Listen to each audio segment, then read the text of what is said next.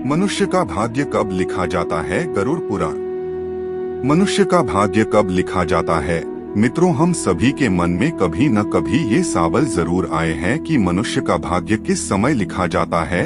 हम सभी अक्सर कई लोगों को ये कहते या फिर सुनते आ रहे हैं, किस्मत का लिखा कोई नहीं मिटा सकता है, यानी कि जो किस्मत में लिखा है वो करके ही रहेगा। लेकिन हम ये नहीं सोचते कि हमारे भाग्य में क्या लिखा है। अगर भाग्य पहले से तय हो जाता है तो क्या कर्म से भाग्य बदला जा सकता है? वीडियो में आगे बढ़ने से पहले हमारे YouTube चैनल हिंदू ज्ञान संगम को लाइक सब्सक्राइब करें और कमेंट में राधे राधे लिख दे। आपका कल्याण ही कल्याण होगा। इस संसार में कर्म को मानने वाले लोग कहते हैं कि भाग्य नहीं होता है, और भाग्य वाले लोग कहते हैं कि भाग्य में जो लिखा है वही ही होगा। अर्थात कर्म और भाग्य, ये दो बिंदुओं के दूरी पर व्यक्ति घूमता रहता है और एक दिन इस दुनिया को अलविदा कहकर चला जाता है। ईश्वर ऐसे सोचता है कि इसे राजा बनाना है या दरिद्र होना है। जाहिर सी बात है कि वो हमारा कर्म है।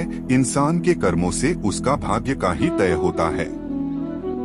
इंसान को कर्म करते रहना चाहिए, क्योंकि कर्म से भाग्य का लिखा बदला जा सकता है। मनुष्य का भाग्य कब लिखा जाता है?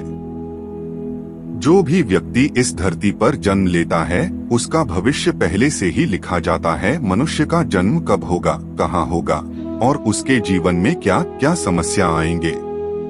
कहते हैं ये विधि का विधान है और इसे छाकर भी नहीं बदला जा सकता है, लेकिन ऐसे नहीं है, क्योंकि त्रेता युग और द्वापर युग में कई ऐसे लोग थे जो राक्षस कुल के होते हुए अपने कर्मों से मोक्ष को प्राप्त किया थे। इसी प्रकार हर प्राणी का भाग्य पहले से ही लिखा होता है।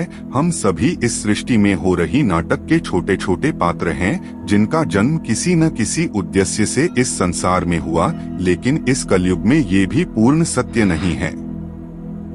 आपका भाग्य आपके कर्म पर आधारित है।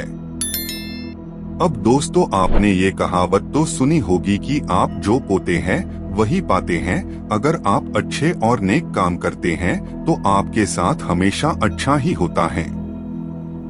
लेकिन अगर आपने जीवन में हमेशा बुरे काम ही किए हैं, संभवत इसका दुष्प्रभाव आपको इसी जन्म में देखने को मिलेगा। अपना भाग्य को कैसे बदलें?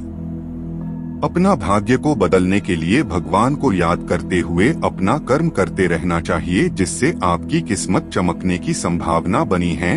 हम कर्म योग के पुरुष और इसका प्रबंधक मान है, इसलिए हमें अपनी कर्म निरंतरण सही दिशा में करते रहना चाहिए और बाकी का काम हमारे भगवान खुद देख लेगा। यानी बिना कर्म किए हमें जीवन में कुछ भी नहीं मिल पाता। इसलिए हमारे धर्म ग्रंथों में धर्म कर्म और पुण्य कर्म करने की प्रेरणा दी गई है, क्योंकि यही एकमात्र रास्ता है जो हमें जन्म और मृत्यु के चक्र से बाहर निकाल सकता है। अनाथ बुरे कर्म करने वाले लोगों को भगवान के चरणों में कभी भी जगह नहीं मिलती है।